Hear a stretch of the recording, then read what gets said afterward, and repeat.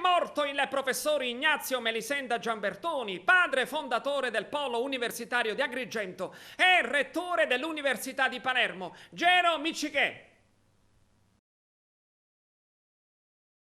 Ignazio Melisenda Giambertoni ad Agrigento è ricordato soprattutto per essere stato uno dei promotori della fondazione del Polo Universitario.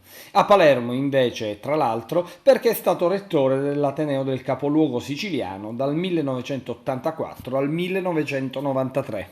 Ignazio Melisenda Giambertoni, professore emerito di idraulica e preside della facoltà di agraria, è morto all'età di 87 anni.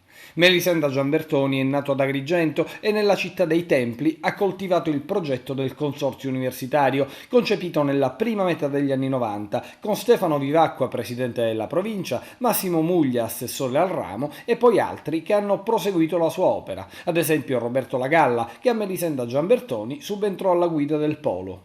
Ad annunciare la morte è stato l'attuale rettore dell'Università di Palermo, Fabrizio Micari, che ha scritto: Melisenda Giambertoni era un uomo dalle doti straordinarie, di grande saggezza ed equilibrio, e diede un grande impulso alla crescita dell'Ateneo. E il neopresidente del Consorzio Universitario di Agrigento, Gaetano Armao, interviene così: una figura straordinaria di accademico, di garbato gentiluomo, ma anche di figlio attento alla sua Agrigento, per la quale si è sempre prodigato.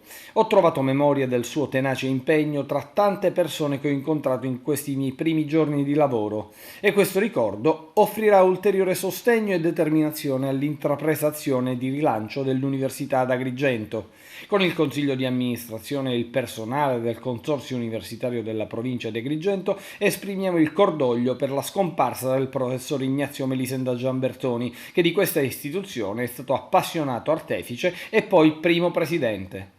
E poi il presidente della Camera di Commercio di Agrigento, Vittorio Messina, ha ricordato il conferimento del premio Progresso Economico a Melisenda Giambertoni e poi ha aggiunto: coniugava una grande cultura, coltivata con rigore intellettuale e senza ostentazioni, a un'altrettanto viva passione civile, che lo ha portato, seppur con quel sano realismo e quel vago disincanto che spesso lo caratterizzavano, a interessarsi a quanto accadeva nella società civile.